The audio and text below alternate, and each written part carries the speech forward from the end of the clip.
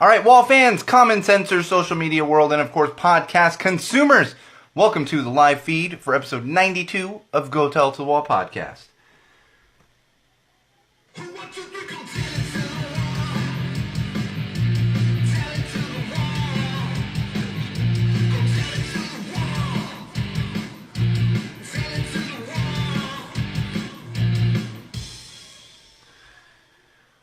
All right, we got a lot of great stuff for you tonight in episode 92. Quick announcement that I'm going to get into as soon as we kick things off, and then a lot of the usual common sense, some tech news, some music news, some interesting stories, as well as some ranting that is going to happen. I'm going to try to keep us on the rails as much as possible, but as you know, if you have been a fan of the podcast, we don't need rails here. So, let's get into it.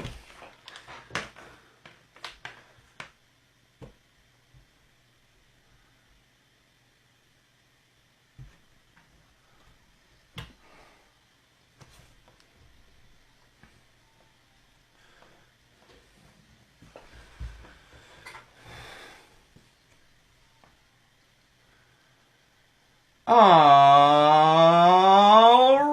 wall fans, common sensors, podcast consumers, welcome to episode 92 of Go Tell to the Wall podcast. I am, of course, your favorite podcast host, the one and only Sean O'Rourke, and we've got a great show for you tonight, coming at you from a rainy Los Angeles. I know, I thought we were kind of done with the rain, at least for a little while, but we're getting some more rain here in Los Angeles, so hopefully the studio doesn't just completely float away. I'm just kidding. It's not raining like that out there right now. It was like a month or so ago, but it has calmed down. Fortunately, as much as I enjoy the rain, we need a little bit of a break from it at this point. For the love of God, it's just like, come on, done with the rain. I'm done with it. All right, like I said, episode 92 of Go Tell to the Wall podcast, and as always, we're going to kick things off with social plugs. Hi, Bridget. Thank you for joining as always.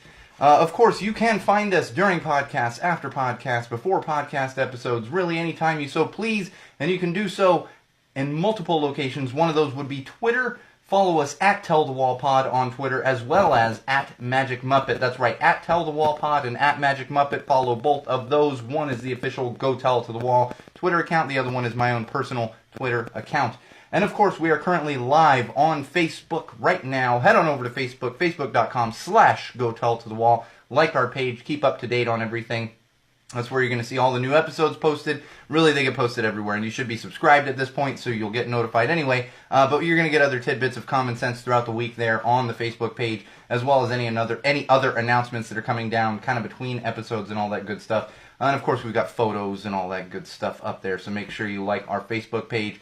And YouTube. We are on YouTube. YouTube numbers, they were spiking ridiculously. Lately, they have not been. I don't know what's happening. We got some new videos like in the queue that are going up there.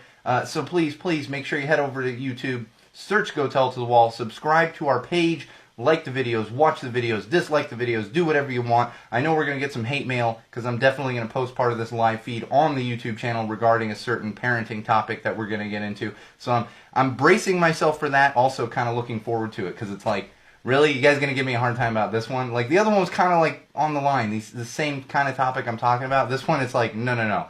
If you have to defend them at this point, then you need to rethink your life. But I know it's going to come because that's, whenever you go after someone with hardcore fans like that, that's what happens.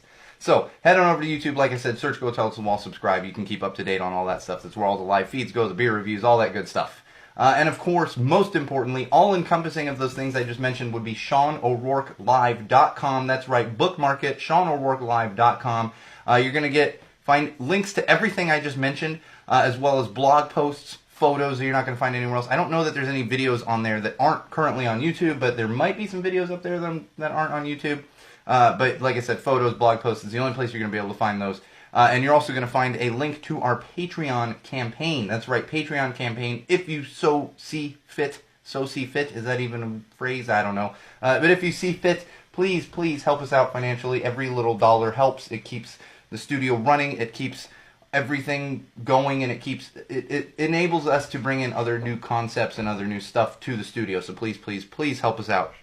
I'm actually glad that Bridget has joined early. Bridget, our on-air producer, who is so kind as to help us out really during episodes, but also between episodes, keeping everything in line.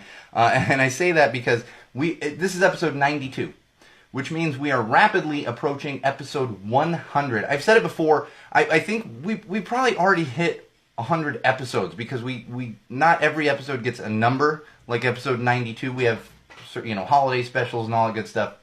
But once we hit the official episode 100, it's going to be a bit of a milestone, and I'm working on putting something together because I'd like to get our producers into the studio physically instead of just being connected to us via the live feed, as well as some of our patrons and, of course, our wall supporters, whoever we can get into the studio for that 100th episode.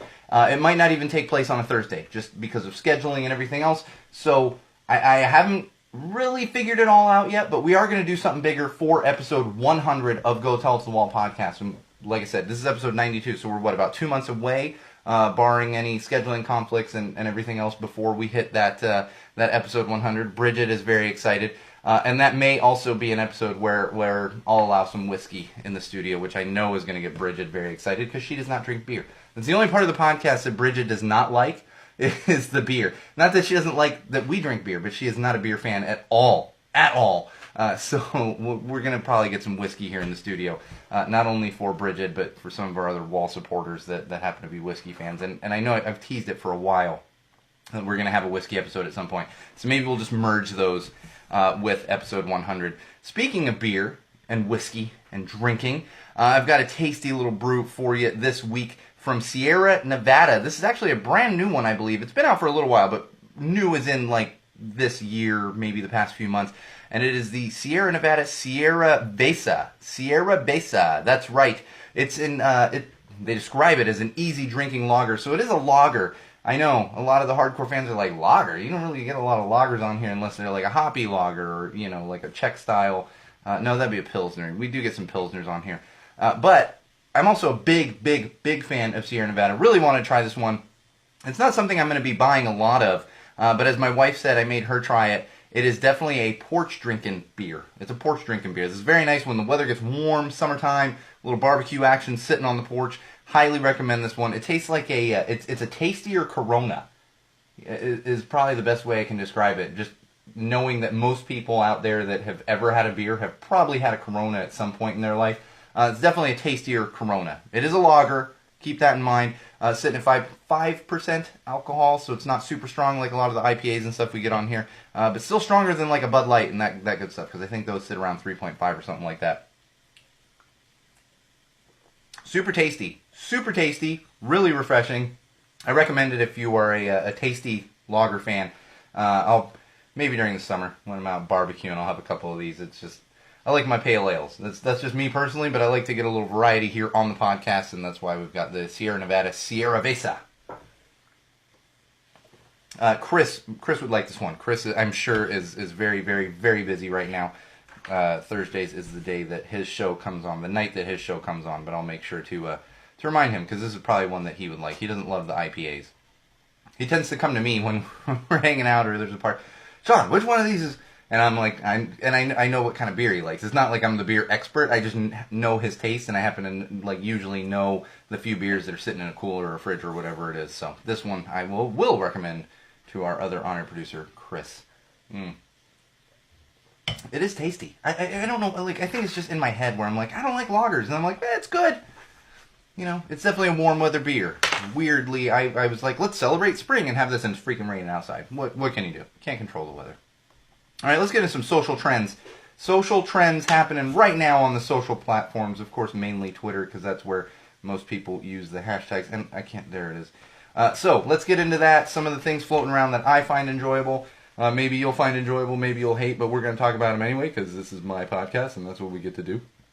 Everyone that's like new to the podcast is like, dude, I say these things. I don't really have that big of a head. Most people can tell you that. I do not have that big of a head.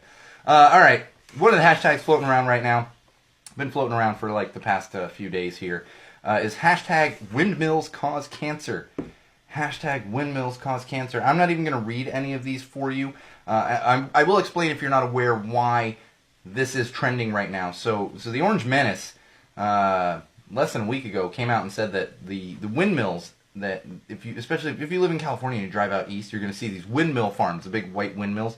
And he said that the noise from those windmills causes cancer. This is the same dude that has been pushing coal energy since he started running for president. It's mind-blowing to me. It's mind-blowing to me that this continues to happen. And I've honestly hit the point where I realize, like, does it matter anymore? Does it matter anymore? He says such dumb things. He lies so much that I feel like it doesn't even matter anymore. It doesn't. He just does whatever he wants. And his supporters are going to support him, and everyone that hates him still hates him. And unfortunately, like I said before, pretty sure he's getting reelected in 2020. This is what this is what's happening is all of the candidates that are going to possibly go up against him, they got to run against each other, and there's a lot of mudslinging going on right now. The hilarious thing is a lot of the mudslinging is like things that the Orange Menace does, but 10, 20, 100-fold. It's like, really? Really? We're worried about this dude standing on a table? Really? Do you see what's in the White House? Do you see this? It's mind-blowing to me, and we're just at a point where it doesn't matter anymore. He can do whatever he wants. He was right when he was campaigning and said he could shoot someone on Fifth Avenue in New York and nobody would, he wouldn't get charged. It's true. It's disgusting, but it's true. That's the point that we're at. And I bring that up, the whole 2020 thing, because anyone out there, if you're listening to this podcast, most likely you are not an Orange Menace supporter. Like that, I think we've hit that point. This podcast probably isn't for you. It's just not. That's fine. I don't need to appeal to everybody. I don't, and I never will. I'm just not going to do that.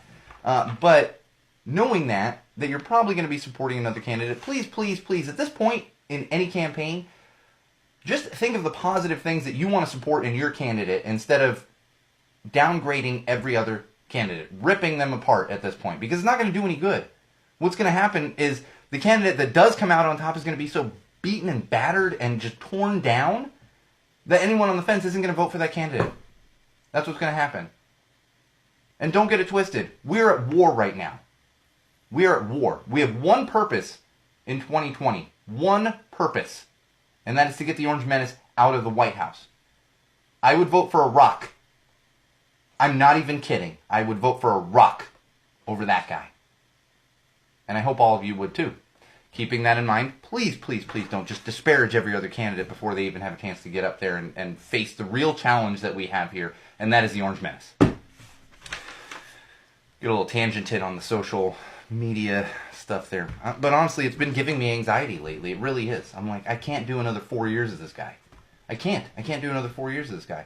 And speaking of anxiety, another hashtag that is trending on the social platforms right now, and honestly, I tried to figure out why, is hashtag anxiety. It's trending right now. I'm sure it's trended at other times, throughout the history of Twitter and social platforms and stuff, but right now it's trending. It's been trending for like the past day or so.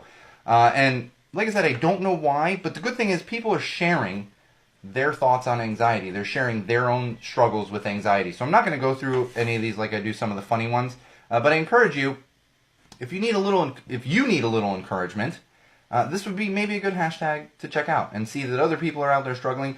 Maybe even get tips on how other people are dealing with anxiety. Trust me, I know this very well. I suffer from AOD, which is obsessive anxiety disorder, which means I not only have anxiety, but I obsess on my anxiety to the point that it has become a disorder, and it's terrible at times. So if you need to, you feel the need, check out that hashtag anxiety. If you have people around you that suffer from depression or anxiety or those kind of symptoms, check out hashtag anxiety. Maybe you can get some tips. And even if you don't get tips or some encouragement, maybe you can encourage someone else out there that is sharing that hashtag anxiety. All right, now we can get into some fun stuff. Now we get into the fun social trends. Let me get a sip of my Sierraveza here. Today, April 4th, 2019. It's probably on the same April. It's probably April 4th every year. I don't know. People just make these days up. But today, April 4th, is hashtag National Burrito Day. That's right. Hashtag National Burrito Day. Bridget, what is your favorite kind of burrito? Because I'll tell you mine right now. It's a California burrito. This is a San Diego staple. I grew up in San Diego. It is basically a carne asada burrito with fries stuffed in it as well. It's a California burrito. That's what they call it. It's my absolute favorite burrito. They are very difficult to find up here. There's actually a taco truck not far from me that does a California burrito, but they do it with, they don't do it with carne asada. And I was like, nah, and it's fine if you enjoy that. Like, I'm not not trying to insult that burrito. It's just like, that's not the California burrito I grew up with. So whenever I can find one, that's what I do. And instead, around here, you can actually find carne asada fries, which I do which I do quite a bit of. Bridget's favorite burrito is the kind she's eating at any given moment. I guess that kind of is my favorite burrito. Burritos to me are like frozen, like they're like pizza. It's like, I appreciate a good quality pizza, like a good pizza. However, I'm not above throwing a frozen pizza into the oven and enjoying that too. And it's kind of the same thing. Like, I like a good burrito. We got a few good burrito places around here. Got another taco truck that's got fantastic carnitas burrito. Fantastic food around here. But I've also got some cheap, like, $1 frozen burritos in the fridge, or the freezer, that sometimes I gotta throw in the microwave when I'm real hungry. So go out, get a burrito. It's National Burrito Day. There are restaurants that have specials going on, like free burritos, free whatever else. I say that with one caveat. If you're a racist son of a bitch, no burritos for you. No burritos for you. Just like that dude at the taco shop in Anaheim. No burrito for you, sir. You're not allowed to be a racist son of a bitch and enjoy the food that comes from the people you are constantly insulting. Come on now. Alright, another one I enjoyed. Hashtag cartoon dating problems. Hashtag cartoon dating problems. Now, a lot of people had fun with this. Like this one, for example, from at RangoMan13. Too much tramp, not enough lady. I think that, yeah. And not just for females, but for males too. Sometimes that goes on in the real world too, not just the cartoon world.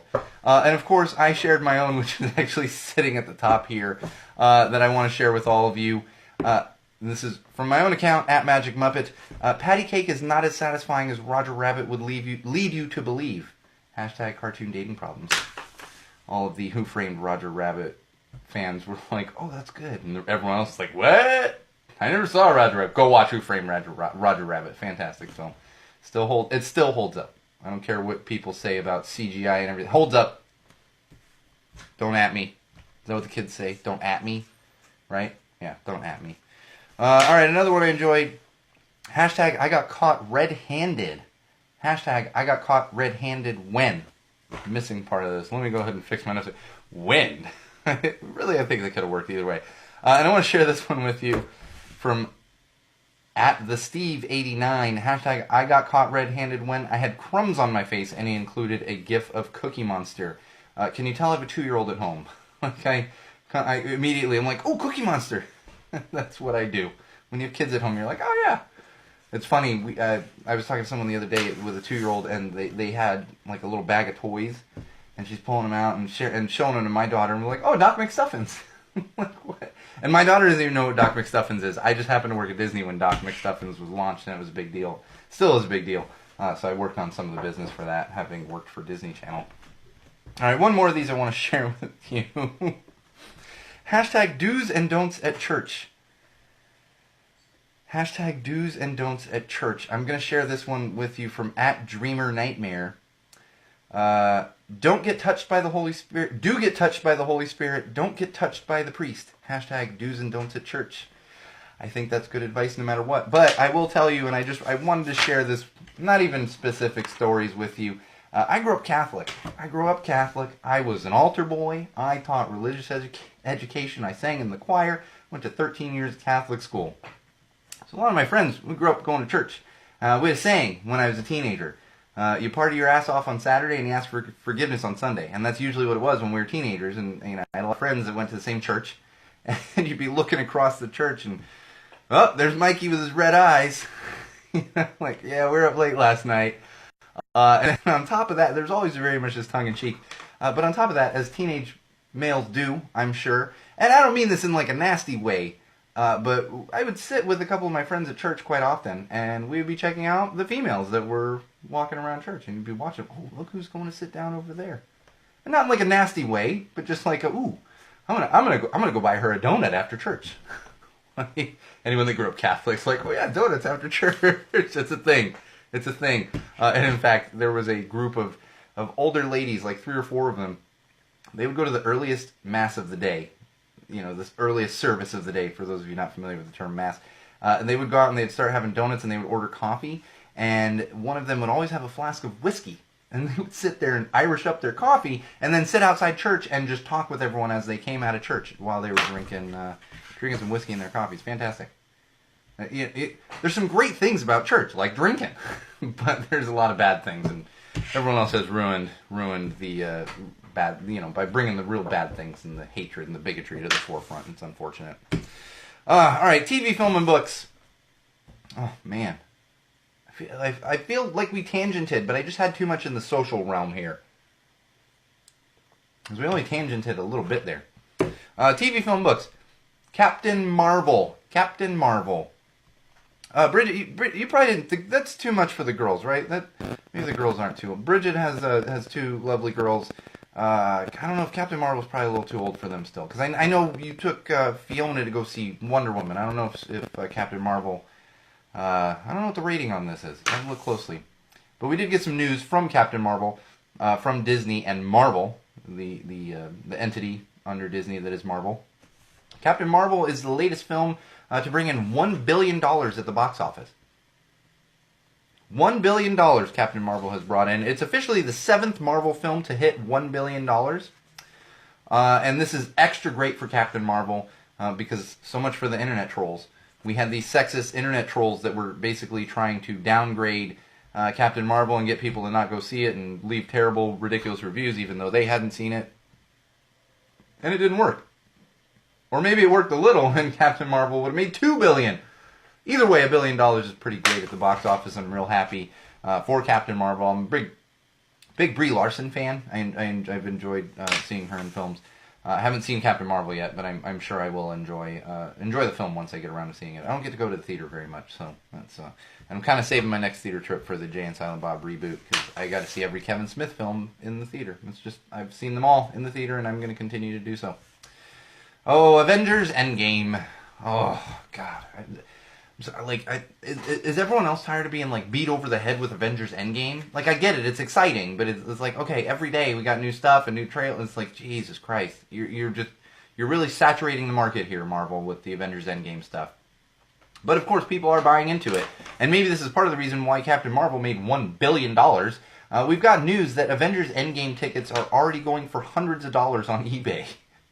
Hundreds of dollars on eBay because they opened up the ticket sales for Avengers Endgame, and of course, a bunch of people bought them up. And like they do with concert tickets and sporting event tickets, apparently they are now doing it with opening night tickets for films.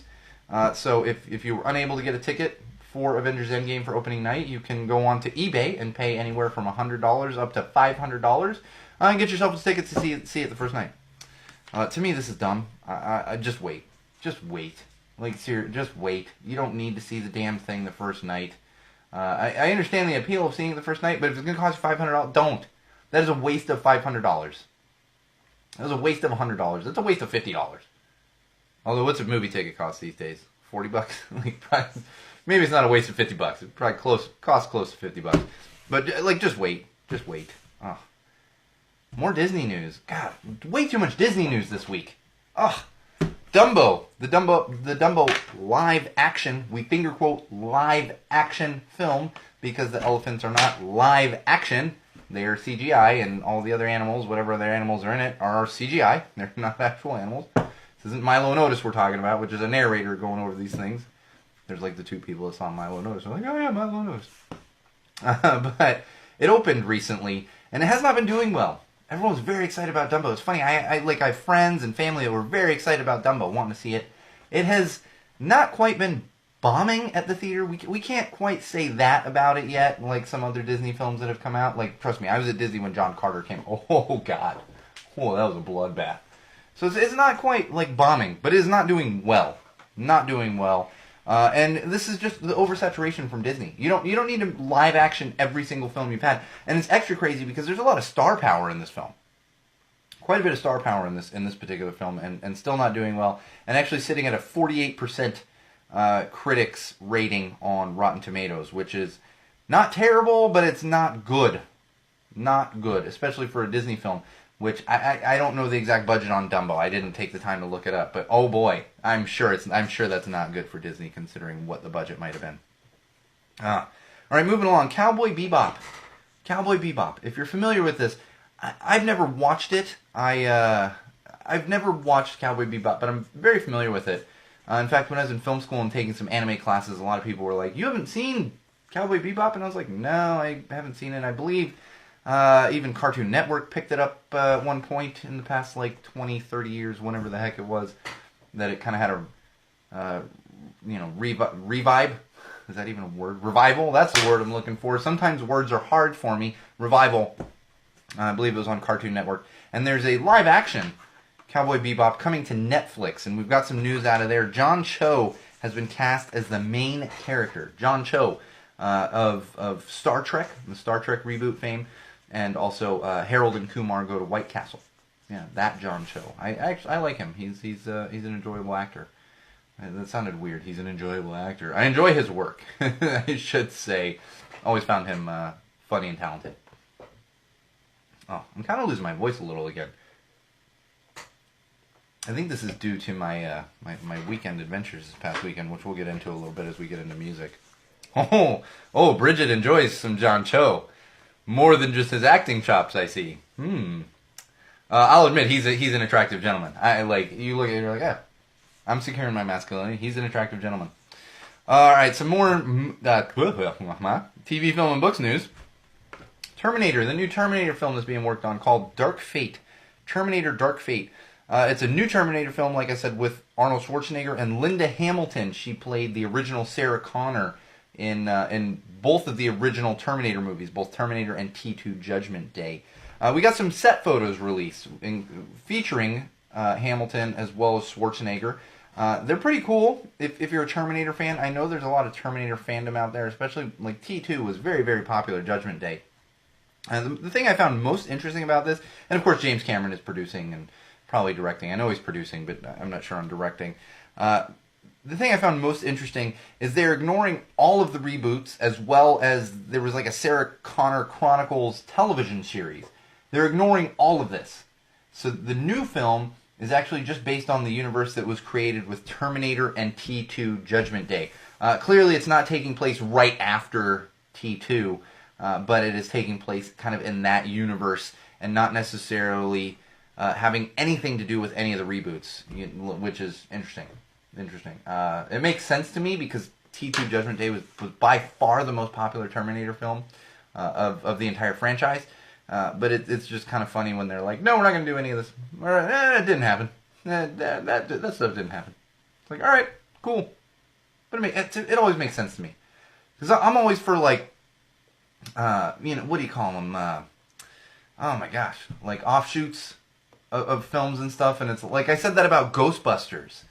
With the newer Ghostbusters film with the all-female, like, it's fantastic. And then the Ghostbusters sequel is coming out. Is taking place kind of in a different world, and it's like I'm good with both these. Let's do it. Have that Terminator world. It's just entertainment. Film is entertainment. If you're entertained, then you're doing a good job. People are entertained, you're doing a great job. That's the way I look at it. I'm entertaining this wall, so I'm doing a great job. Telling it to a wall. That's how I base my self-esteem. Yep, that's what I do. Just kidding, guys. God, I'm okay here. We have a new Joker film coming out with Joaquin Phoenix. You've probably heard about this. I've not been able to not hear about it. I think I'm saying that correctly. I mean, I know it's not correct grammar and just double negatives. It's good stuff. There's a new trailer that just dropped with Joaquin Phoenix, and we're getting news now. This came out like this week that there's no Batman in the film. No Batman. It's not a Batman film. It's a Joker film, and there's a new origin story on the Joker. And there's been a little backlash from fans. From what I heard, and I didn't care enough to dive into this. I believe he's a failed comedian now in this film, and that's going to be interesting to kind of play off of. I'm sure it's not going to be that popular. You can't, like, nobody can follow. Joker should just be retired. Like, it's fine in the Gotham series and stuff, like, but as far as films go, just don't do it. Don't do it. Although I will be honest, I didn't think anyone could live up to Nicholson, and I was never a huge Heath Ledger fan. I didn't really love the rebooted Batman, Batman Begins and Dark Knight and all that stuff. I didn't love it, but Heath Ledger, he was fantastic. I mean, he was just fantastic.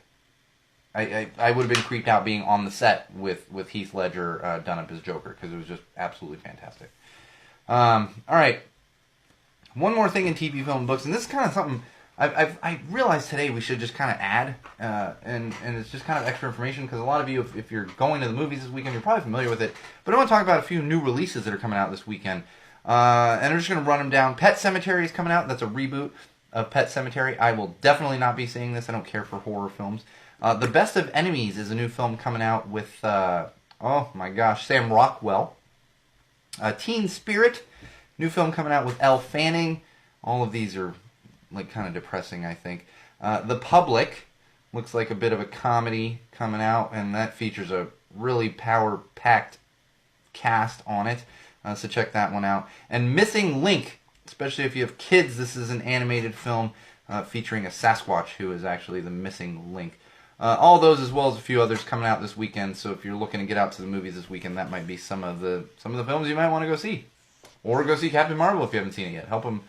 Really, I'm not saying give money to Disney. They got enough freaking money. But let's just shut up the sexist haters that were trying to kind of shut down that film. All right, music. I gotta get a sip of my beer before this one. Music. I thought about putting this one in tech because it really does have a little bit to do with tech. But we're getting more news as far as Google Play and Google Play Music and that good stuff. There's a part of Google Play that is the Artist Hub.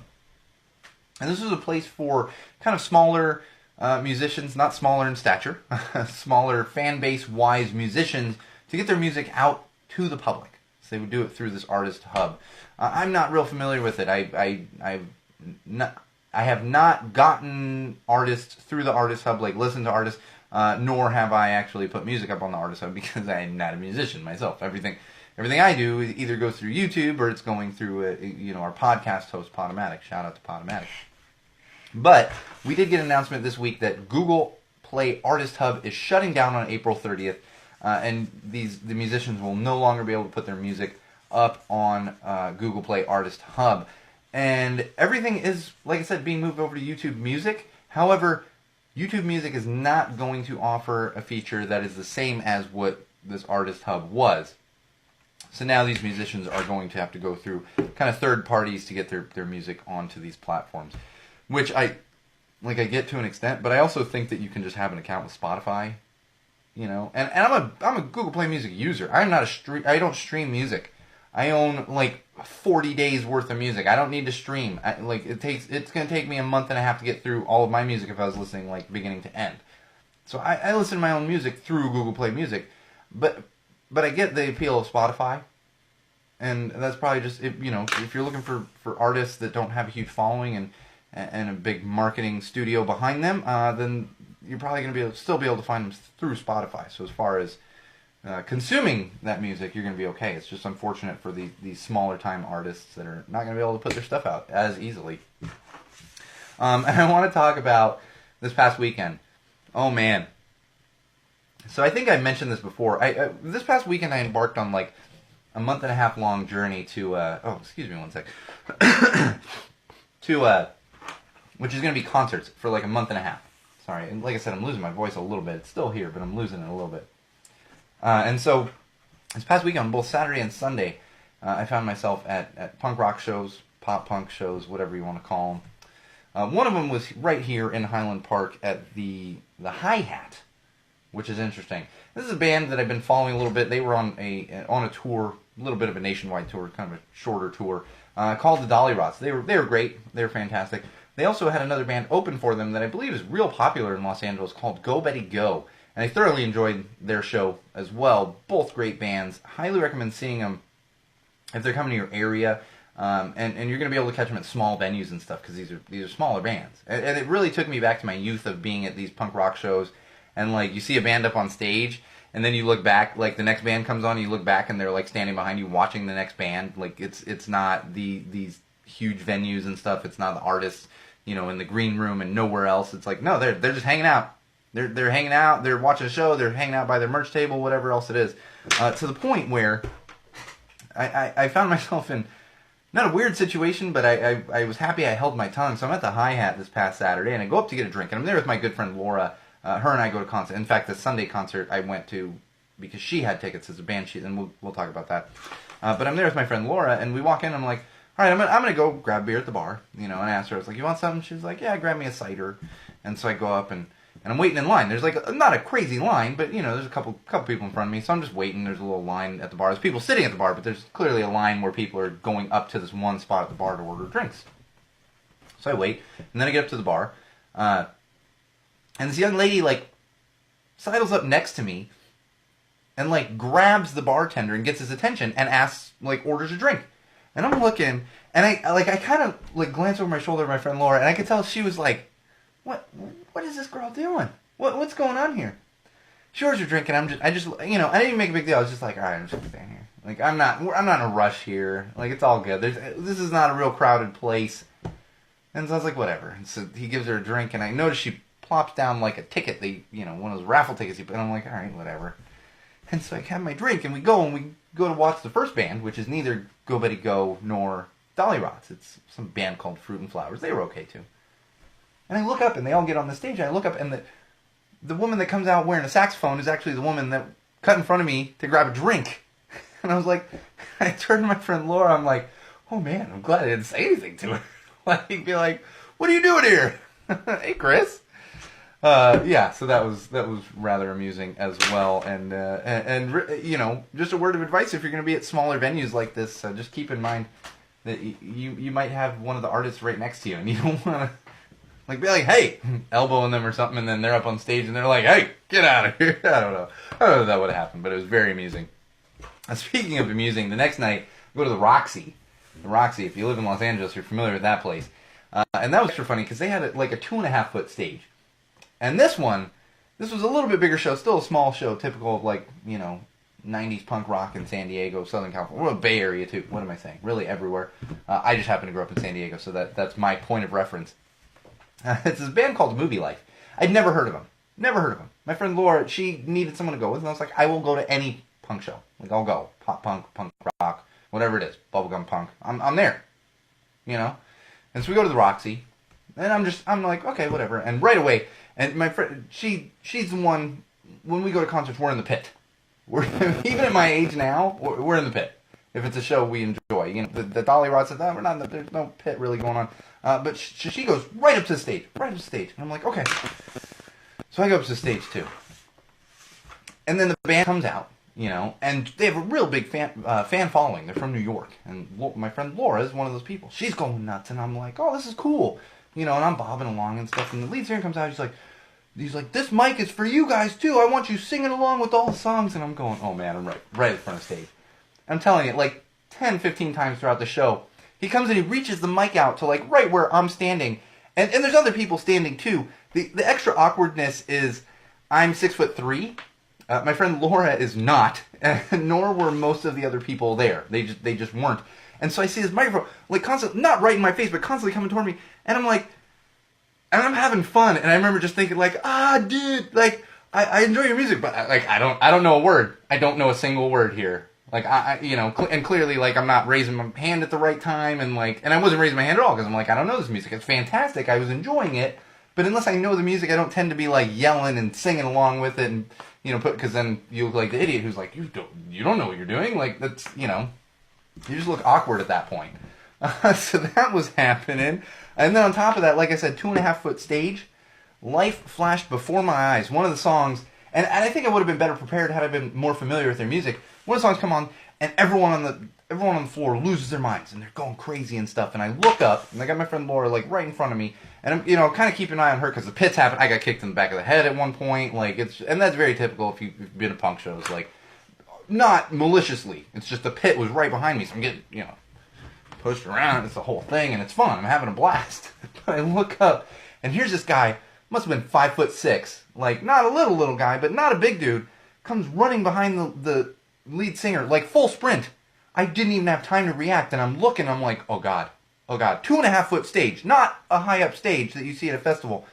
He comes running full sprint, jumps into the air, right at me, and I'm like, oh god, and I had barely enough time to react, so I just got my hands up a little bit, and I'm bracing. Fortunately, the dude knew what he was doing, because he got past me. I look back, I'm like, oh thank god, thank god. I thought the dude was going to land right on top of me.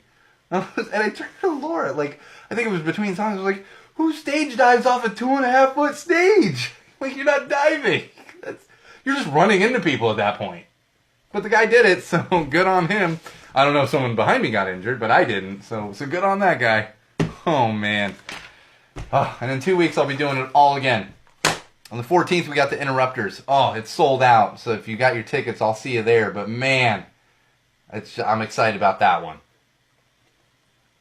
And also, coincidentally, I'm seeing a couple bands at the Hi-Hat the night before. I'm just a glutton for punishment. I'm getting old, and I don't know how I'm getting through all this stuff, but it's adrenaline. It's adrenaline. And that's why, like, I'm kind of losing my voice, but I wasn't singing like crazy. After the show, the week after the 14th, oh, yeah, that voice might be a little gone. But we're going to have to do it, because that's Game of Thrones. It's too much going on that week. All right, let's move along to some sports, now that I've bored everyone with my old dude at the punk show, which is funny because I wasn't. Go Betty Go's been around, they're like my age. Dolly Rott's maybe a little younger, but close to my age. And that Movie Life, the dude was on stage and he's like, I'm turning 40 this year. And I was like, oh, cool. And I'm looking at him, I'm like, oh, this guy's maybe 32. I'm like, 4. I was like, dude, good on ya. I want to look like that at 40. I mean, I'm close. But he looks much better than me now, is what I'm trying to say. Oh, man. All right, some sports. Got a couple quick sports things I want to talk about. The AAF, the American Alliance of Football. You probably haven't heard of this, because here's the thing. Most Wall fans and Common Sensors are not huge sports fans. However, I am. But even with myself being a bit of a sports fan, I didn't watch any of this American Alliance of Football stuff. And it's interesting because they suddenly ended. The season the regular season was about to end and they were going into playoffs. Suddenly this week, this past weekend, it was announced they just completely suspended all operations. And it's unfortunate. Tons of excuses coming out, so I'm not going to get into that. But the reason I bring it up is it's very unfortunate because most of the employees they had thought they had at least 2 years of this. So they'd left other jobs with other organizations to kind of, to work for and support the American Alliance of Football. And then, less than 2 months into it, it's already dissolved. It's already gone. And they really didn't plan ahead to the extent that players for these teams, these football teams, when the announcement was made, some of them went back to their hotel rooms and found their luggage and belongings literally just piled in the lobby because their team had stopped paying for the hotel rooms. And then on top of that, they had basically homestays in cities because obviously a lot of these players didn't live in the 6 to 8 cities or whatever that they were playing in, and they were basically just left out to dry. Now, I'm sure some of those families that they were staying with, out of the goodness of their heart, probably helped them out with a bed for a couple nights while they figured it out. But some of them could have just been thrown out on their ass, literally. And this is it's people's livelihoods. And here's the thing: the people running the organization, the American Alliance of Football, surprise, surprise, rich white assholes. Rich white assholes trying to make money on the backs of athletes as usual, and then failing to make money on the backs of athletes, and then not taking care of those athletes that they were trying to make money off of. It's disgusting. It really is. I can't do it anymore.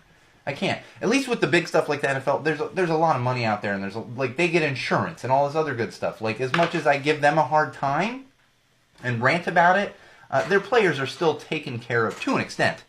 Should they be taken care of more? Probably. But they're taken care of to an extent. They're not going to come to a hotel and have their bags in the lobby. Man. All right, one more thing with sports I want to talk about. Aly Raisman, if you're not familiar with her, she is a gymnast. Was on the gold medal winning U.S. gymnastics team from, two Olympics ago. I'm familiar with her because I watched those Olympics. She also happens to be from Boston, so I'm biased and I followed her a little bit. You might remember her parents from that particular Olympics. They were the parents. Both her parents were sitting in the stands, and you'd see them with their, especially the dad had his face and you could see them moving with her routine or whatever, and I remember watching that and I was being that's going to be me if I have a kid that does gymnastics, really any sport. So Aly Raisman, and she was also very much in the news because of the Larry Nassar scandal. She was one of the people that had to testify against Larry Nassar. She has been working with Aerie. Aerie is a fitness brand, I believe only for women, mainly for women. They make yoga pants and sports bras and that kind of stuff.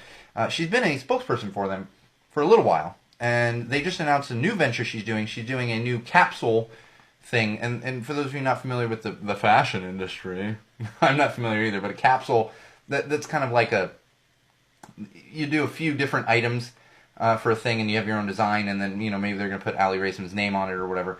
So doing a few items through Aerie with her help. And the cool thing about this is 15% of the proceeds from this line being done with Aerie is going to be donated to Flip the Switch.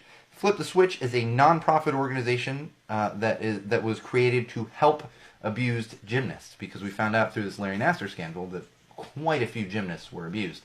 So good on you, Allie Raceman. Good on you, Aerie. I'm not real familiar with this organization. Bridget, with the clothing line, Bridget might come out. She might call me later and be like, dude, they're doing such bad things. I don't know that they are, because I believe they're very much women empowerment. So I don't believe there's anything weird there going on. But good on you, Allie Raceman, and thank you for continuing. And that's what else is great about it, to continue to bring this awareness about, because everyone's kind of forgotten about Larry Nassar. It was a huge thing, Michigan State, and it was huge, a year or two ago, and it's really faded. And the problem there is these gymnasts, these poor young women that were abused, it didn't go away for them just because it's not in the news. They are still dealing with it. They're still dealing with it. Man. All right. I gotta make a little note here. All right, mental health. I have a quick thing for mental health this week. And in fact, it's really just another good on ya. Prince Harry was doing an interview this week. He was actually at an event at the YMCA there in England, but I guess it's called the YMCA there too. And actually talked about, and if you're not familiar with it, Prince Harry has struggled with mental health problems, and he's been fairly open about it. Probably as open as he's allowed to be, and because of the ridiculousness of being attached to the royal family. But he's been open about it as much as he could in the past. And he was talking about it, sat down for a roundtable discussion, and I want to just share this quote with you. And I quote, this is from Prince Harry, there is too much negativity surrounding mental health, and no wonder it's so hard for young people to actually talk about it. Look at growing up in today's world. Social media is more addictive than drugs and alcohol, yet it's more dangerous because it's normalized and there are no restrictions. He continued, and I quote, "We're in really quite a mind-altering time, as well as an exciting time, because everyone in this room has the opportunity to make a real difference and to change the times, so that young people coming through are less connected to their phones. They can be just as connected, they can be just as connected to their phones if they want to be, but they have to have a human connection as well. Without human connection, when you do have a problem, you have nowhere to go, and the only place you might go is back online," end quote. And I found this very interesting. And I know we've talked about this before, and how social media can be bad for your mental health. But it's just great to see more and more people talking about not only mental health awareness and mental illness awareness, but the things that are so normalized in our society, yet still cause problems like this. Problems with mental health. Problems for kids, adults. I mean, it's not even teenagers. It's adults as well. It's adults as well. We had the NBA commissioner, Adam Silver, talking a month or so ago about how NBA players have problems, and social media, a lot of that can be not completely blamed on, but attested to social media usage. That's what happens. And all I gotta say is, take care of yourself. Take care of yourself, and sometimes that means unplugging. As much as I love everybody watching the live feeds all the time and listen, just unplug sometimes. Unplug, go outside, just sit in the sun, enjoy the fresh air. Unplug, read a book. Unplug, talk to people. In real life, in person. It's fantastic. I do it all the time. It's great. Highly recommend it. Highly recommend talking to people in person. It's fantastic. Not over text messages, social platforms. Get together, have a cup of coffee. Go for a walk, go for a hike. That's living life. Social media is fine. It just shouldn't run your entire life. Never should. All right, parenting. Oh my God. Oh man, oh God. This one just upsets me so much. I talked about April Fool's Day on the last episode. It's like, just stop. No more April Fools. This needs to stop. All the April Fool's stuff needs to stop. I'm done with it. And of course, April Fool's rolls around and everyone's got to be crazy with it.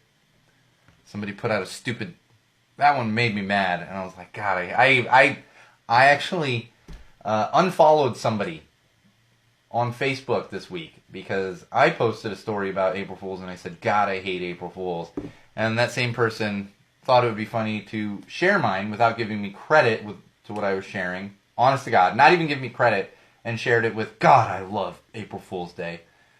That's enough of that. I'm not following you anymore. You're lucky we're still friends. We're only still friends on the platform because we happen to be friends in real life. It's ridiculous. And the most ridiculous thing about all of it, is the LeBrant family. This is Cole and Sav. We talked about them a while back when the fires were happening. And they decided to try to cash in on the fire. Literally. I can't remember what episode it is, but you can go to the Common Sense Rant section of the YouTube channel and you're going to find it right there. So much hate mail came from that. So much hate mail. Like, they're not making any money. What do you think they're doing? That's literally what they do for a living. Don't tell me they don't make money. Don't tell me that. They're making money off it. That's what they do. That's their job. It's their job. Freaking people. What they did on April Fool's Day, which was this past Monday, April 1st. Right? Was it Monday? Monday? Yes, Monday. They decided to play a prank on their 6-year-old daughter and film it. They told their 6-year-old daughter that they had to get rid of her puppy. They had to get rid of her dog. Yeah. So, of course, she started crying, losing it. And then the video, which I watched a couple seconds of, the dad is laughing. Or no, the mom is laughing like in the corner. Thinks it's hilarious that they're making their daughter cry. Hilarious. They're playing this prank. We got to give away your puppy. We can't take care of the puppy anymore. Kid loses it. 6 years old. 6 years old. Loses it. And of course they end the video, and I think the dad at the end says something like, well, maybe that was a little too much. You think, dude? You think? The most ridiculous thing about all of this is the video is still on YouTube. Still on YouTube. This is twofold bad, because YouTube a little while ago came out and said they were no longer going to let prank videos go on their site. They weren't going to let prank videos go on their site. This is a prank video. That is exactly what this is. It's a prank video. And then on top of that, why are Cole and Sav just letting this go? Why? They know it's wrong. You know why they're letting it go? Because it's clicks. They have over 8 million subscribers on YouTube, and it's clicks. So they're making money every time somebody goes to click on it and watch it. And of course, the comments have been disabled because there's a kid in the video. So you can't even go and comment on there. It's disgusting. It shouldn't be happening. And I hope the LeBrant family loses their YouTube channel completely. I hope they lose their YouTube channel. Cole and Sav, get a fucking life. Find something better to do. Stop torturing your children for your own fucking gain. It's disgusting. Your parents first. Your parents first. Take care of your fucking kids. Don't make stupid videos just to get on YouTube. It's stupid.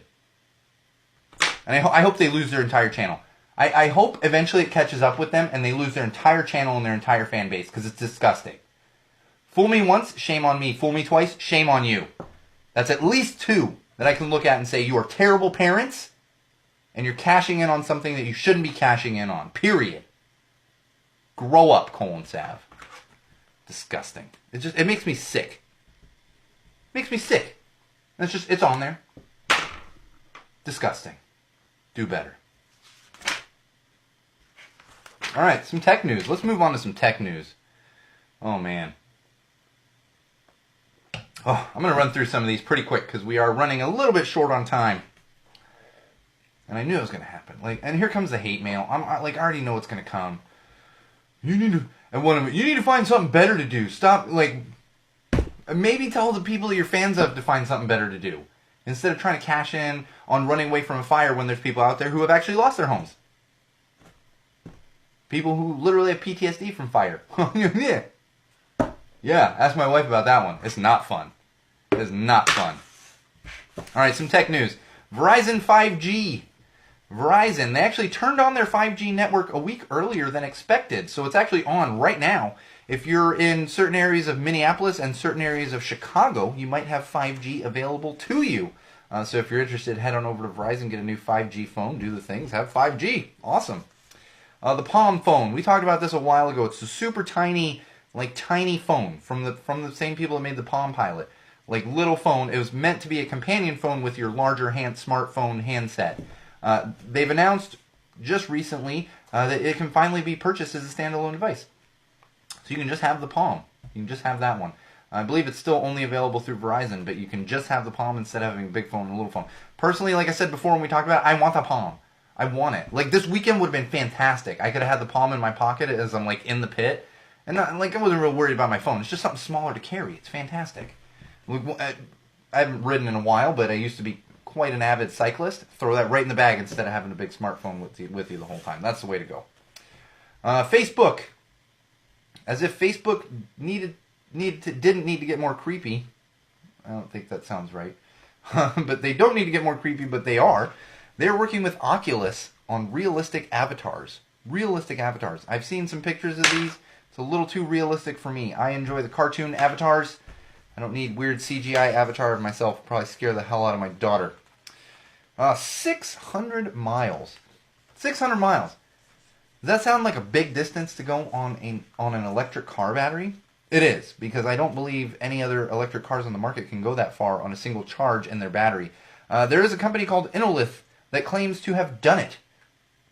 It's a Swiss startup. They're in Switzerland, and they claim to have created a 600-mile electric car battery, going 600 miles on one charge. That's fantastic. I could drive up to see my relatives in the Bay Area on one charge. I don't have an electric car right now, but that'd be great. One day, maybe I will. Oh, Google Plus. Rest in peace, Google Plus. Google Plus has officially shuttered. Pour one out for Google Plus. I'm not actually going to pour beer on my studio here. Pour one out for Google Plus. I did not know you well. Probably because you were not that great. But we'll miss you. Google Plus. That's when they tried to compete with Facebook. I do have one friend who was like really enjoyed Google Plus, and he just loves everything Google. Amazon. Ooh, Amazon. Those sneaky Amazon people. It has leaked that they are working on Alexa-powered answer to AirPods. So Bluetooth headphones that are similar to AirPods, and they're going to be Alexa power. And of course, they're going to be much cheaper than the Apple AirPods. So look forward to those, especially if you're an Alexa user. Like, that'd probably be the way to go, is get some of the Amazon AirPods. They're not going to be called AirPods, but the Amazon wireless Bluetooth headphones when those come out. And they're going to be coming out at some point. You know, Amazon. They're actually pretty good with the tech. Like, I don't own a lot, but everyone I know that has like Amazon tech. I mean, technically, I have a Ring doorbell, which technically that's Amazon, but they didn't develop it. But like the Alexa and stuff, everyone I know, they enjoy it. Not a big fan of Amazon itself, but I can't really give them a hard time about their tech when they've done a decent job. Oh, I have a Kindle. I was like, I don't really have I have a Kindle. God, I read the Kindle. That probably gets more use than my phone. My Kindle does. Definitely more use than my tablet, because I'm reading on a daily basis, literally daily basis. All right, speaking of AirPods, so Apple sold wireless charging AirPods that were set up to work with a charging pad that they were coming out with. What were they calling this thing? I can't remember exactly what they were calling it. Not important. It was a charging pad, a wireless charging pad. You know, you just set your phone on it and stuff. Well, news came about today or yesterday that they have completely scrapped the wireless charging pad because they didn't feel like it was going to be up to the standard that most Apple consumers are used to. So now a bunch of people have bought wireless charging AirPods, and they will not be able to wirelessly charge them. I'd be sending back my AirPods so quick. Just because. Like, even if I didn't care about the wireless charging, I'd be sending them back so quick. I'd be like, you sold me these as wireless charging AirPods, and they're not wireless charging. Ha ha ha. I just like to mess with Apple. I don't know. Why do I care? I don't. I have nothing against Apple. It's just silly. I just prefer not to pay twice as much for like something that I could just get the same quality for half the price. But I digress. Let's move on to a couple common sense things because we are running out of time. This one I really wanted to share with you. There's a lawsuit that has been brought against TGI Fridays. It was brought about by a woman in Brooklyn who is suing TGI Fridays because she bought a bag of what are they called? Potato skins. I don't know if you've ever seen these. TGI Fridays has these potato skins like in a bag, and they're essentially chips, but they're flavored like the potato skins. There's like a sour cream and onion one. Personally, I like the bacon and cheese one. They're not bad. They've been around forever. This woman bought a bag of these and brought a lawsuit against TGI Fridays because after she bought the bag and ate them, she realized there was no actual potato skins in the bag. And apparently the Idaho Potato Council or something and I'm Irish here. I will defend potatoes till my death. The Idaho Potato Council has come out and said the potato skins are very healthy for you. So based on that, she is suing TGI Fridays because there are no actual potato skins in the TGI Fridays potato skins chips. Yeah, it's really happening. It's really happening. We live in such a litigious society. My first thought was, oh my God, she's going to shit herself when she finds a bag of Bugles. You ever had Bugles? She's going to shit herself when there's not a bunch of tiny instruments inside that bag of Bugles. And I'm really going to follow this lawsuit because I really hope she loses. It's like so badly. And the extra great thing is this article I was reading, it was a $1.99 bag of chips. She's suing for $5 million. I don't, what, pain and suffering? I don't even understand. I don't understand. Like this one, of all the over litigious things, this one is definitely at the top there. Toward the top at least. All right, Chick-fil-A. Chick-fil-A, you know the good old Chick-fil-A. I talked a couple weeks ago, we should not be eating Chick-fil-A anymore. If you're a friend of this podcast, you're a friend of Go Tell to the Wall, and especially if you're a fan, if you're compassionate to the LGBTQ community, you should not be eating Chick-fil-A. And we've got some recent news on that. They lost 2 separate contracts to open restaurants in airports. I believe it was the Buffalo Airport and the San Antonio Airport, if I remember the other one correctly. Lost both those contracts over their stance on LGBTQ community. Of course, it makes sense. Keep them out of there. Get them out of here. God, that was very Orange Menace-like. That's actually what I was going for, but nothing like the Orange Menace. Get them out of here. Yeah, ridiculous. But no airport for you. Just like the burritos and the racist white dudes, no airport for you, you racist Chick-fil-A people. They're probably racist too. Bigoted. They just hate gay people. It's disgusting. It's terrible that we just, and everyone's like, oh, Chick-fil-A. You know what's crazy is the people that I know that are biggest fans of Chick-fil-A, and I think some of them are still eating Chick-fil-A, happen to be part of the LGBTQ community. It's like, dude, I don't even eat it. What are you doing? People. All right, one more piece of news from Pabst Blue Ribbon. Oh, that high-quality beer that you can find really anywhere in any store and really at any bar here in my neighborhood because, hipsters like their PBR. They just announced 2 new beers they're going to be putting out. One of them is a higher strength Pabst Blue Ribbon. Looks like it's going to be called Pabst Blue Ribbon Extra. And also a non-alcoholic version of PBR. So hipsters, rejoice. New PBR for you. I'll drink it if it's in a cooler.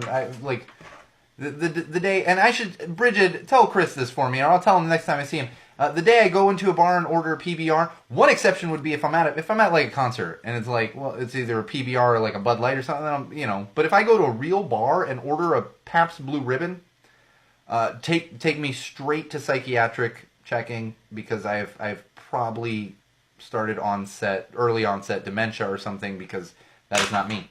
That would be like that whole thing of you've been kidnapped. What is the one thing you would tweet so everyone knows you've been kidnapped? And mine would be, I love Pabst Blue Ribbon.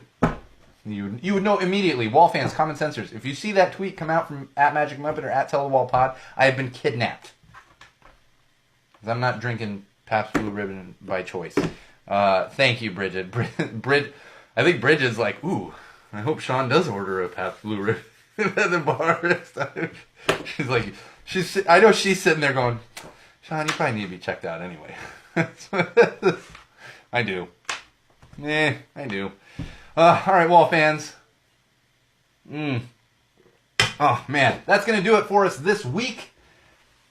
This has been episode 92 of Go Tell to the Wall podcast. Make sure you're following us on Twitter @TellTheWallPod and @MagicMuppet.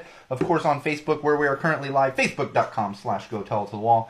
Don't forget YouTube. Head on over there. Search Go Tell to the Wall. Subscribe to our channel. And, of course, most importantly would be SeanO'RourkeLive.com. Make sure you are bookmarked there. Check him back often for all kinds of great updates and exclusive content.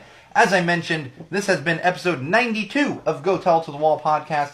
I am your absolute favorite podcast host, the one and only Sean O'Rourke. And remember, Wall fans, common sensors, podcast consumers, social media world, no matter what you do, no matter who you're with, no matter where you go, and no matter why you are doing it, always use common sense.